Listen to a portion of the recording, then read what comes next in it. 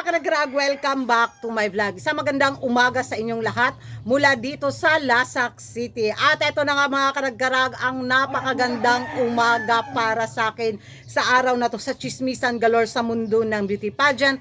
Wake up like this muna si Kuragan, wala muna tayong menopausal, distraction, fashion look mga karagrag. Losyang yung figura ni Kuragan for today's vlog. Dahil nga mga karagrag sa mga latest kaganapan, unsay mga Jumar?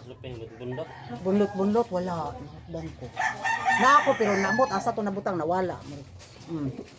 Sa mga latest kaganapan ngayon mga karagkarag sa mundo ng beauty pageant na pinagchichismisan, nako, anong tawag nito ay kanabitaw nagbatuhan ng mga komento bitaw na kung sino yung tama, kung sino yung mali.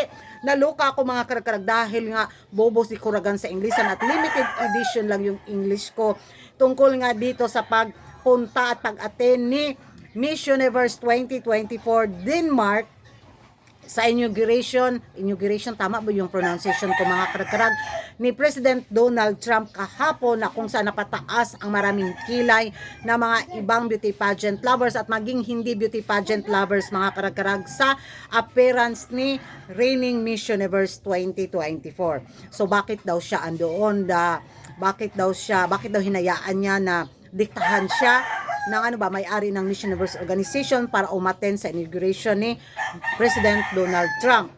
At sabi pa nila na baka daw pinilit lang si Miss Universe 2024 na umattend sa pa-event na yun kahapon at hindi niya talaga kagustuhan, pero wala siyang magawa dahil kagustuhan ng Miss Universe organization at baka daw ano mangyari sa kanyang reign, di ba? So hinintay na mga ibang beauty pageant lovers mga karagkarag na matapos yung termino ni Miss Universe 2024 para daw free na siyang makapagbigay ng kanyang opinion bitaw, ng kanyang side of the story, bakit andun daw siya sa inauguration ni President Donald Trump.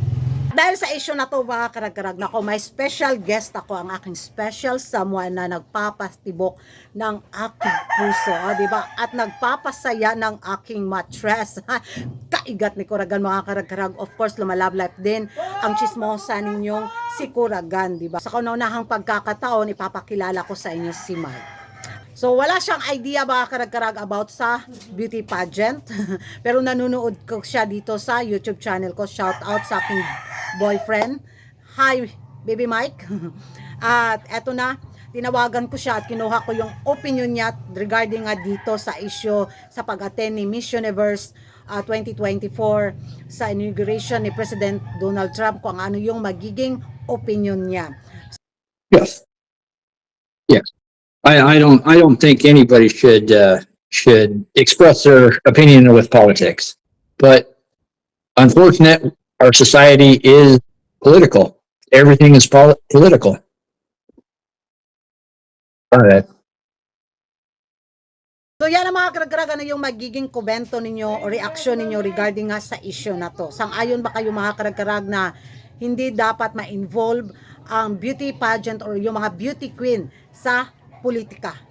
Magingay tayo sa comment section, at kung hindi ka pa nakapag-subscribe sa YouTube channel ko, don't forget to like and subscribe. Kuragan Karag, ang babaeng lagi nagkarag-karag, and see you in my next vlog. And bye-bye!